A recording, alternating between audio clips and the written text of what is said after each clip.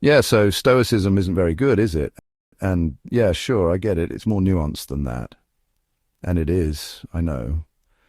But let me just show you how Stoicism can be, well, really shit sometimes. That lovely ancient Greek philosophy that's having a modern day renaissance. It's the cool guy in the room of philosophies, calm, composed, and completely unbothered. But like most things that become trendy, it's gone terribly wrong in the hands of the internet. Stoicism, when misunderstood and when misused, is a fast track to becoming someone no one wants to be around. Let's start with the basics. Stoicism, founded in ancient Greece, is all about focusing on what you can control and letting go of what you can't.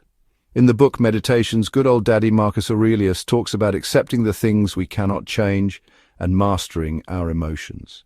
Epictetus, another Stoic big boy, preaches that it's not what happens to you that matters, but how you respond to it. All very noble, all very sensible, really cool stuff, bro. On paper, Stoicism sounds like the ultimate life hack. Why waste energy on things outside your control? Why let emotions dictate your actions? It's practical, it's logical, and it makes you feel like you're above the petty drama of everyday life. But here's where things take a turn for the worse. When Stoicism goes from a tool for self-improvement to an excuse for self-absorption. You see, Stoicism in the wrong hands becomes less about emotional mastery and more about emotional avoidance.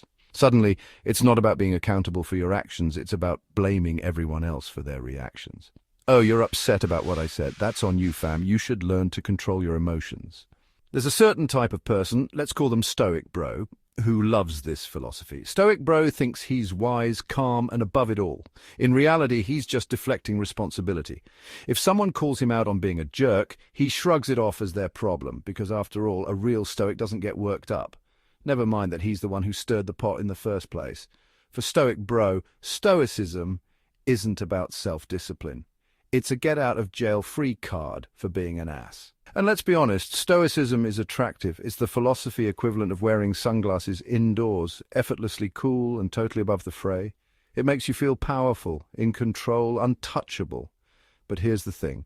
The more you try to project that you're unbothered, the more you come across as, well, insufferable. It's like Stoicism is a weird equivalent of mansplaining. It's that guy in the meeting who says, well, actually, but instead of correcting your grammar, he's correcting your feelings. And sure, if we all practice Stoicism perfectly, maybe this would work. If everyone stopped reacting emotionally, the world might be a calmer place. But let's be real, human nature isn't going anywhere.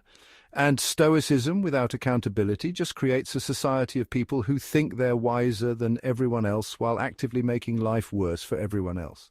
Now, don't get me wrong. Stoicism does have some incredible merits. The idea that there's no point in getting worked up over things outside your control, that's great, mate. Imagine how much better life would be if you stopped losing your mind over traffic or bad weather. Stoicism teaches you to focus on your sphere of influence, to master your emotions instead of letting them master you. That's all good stuff.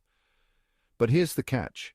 Stoicism is a philosophy for personal growth, not a philosophy for excusing bad behavior. Marcus Aurelius wasn't telling you to brush off other people's feelings, he was telling you to brush off your own irrational impulses. There's a big difference between taking control of your emotions and expecting everyone else to do the emotional labor for you. When Stoicism is misused, it creates people who are impossible to deal with. They'll hurt your feelings, dismiss your concerns, and then act like you're the one in the wrong for caring. They'll think they're enlightened while leaving a trail of frustration in their wake. And if you tell them that's what they do, in their minds, they'll probably imagine themselves as a cool, badass guy walking away from an explosion, but actually, well, they're just an unwashed teenager walking away from his bedroom he hasn't cleaned in weeks. Stoicism without accountability isn't wisdom, it's selfishness dressed up in a philosophical toga. And let's not even get started on how it plays out in relationships. Imagine trying to argue with someone who refuses to engage because they're above all that. Spoiler alert, they're not above it, they're avoiding it. Eventually, that stuff will catch up with them. Stoicism without empathy turns relationships into one-sided battles, where one person is too busy being rational to meet the other person halfway. And by the way, side note, if you enjoy hearing my obnoxious British accent talking to you about all this stuff that's a bit nonsense and how to look at it in a better way to actually improve yourself, you can stay absolutely stoic while subscribing to this channel. It will certainly help me continue making those videos while eating beans on toast and drinking tea with milk, which is the thing that we do all the time over here. So where does that leave us? Stoicism, when practiced correctly, is a fantastic tool for personal resilience. It helps you focus, stay calm, and avoid unnecessary drama. But when it's misunderstood or misused, it becomes a recipe for arrogance and avoidance. It's great for the person practicing it, but believe me, it's terrible for everyone around them. If we all went full Stoic, the world would be unbearable.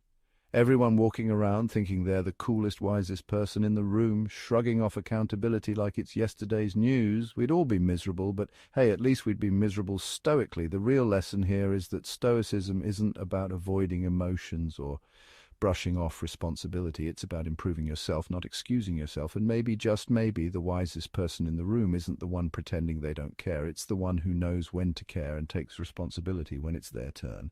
So I guess, don't be a dick. That's the real lesson here. See you next time, yeah?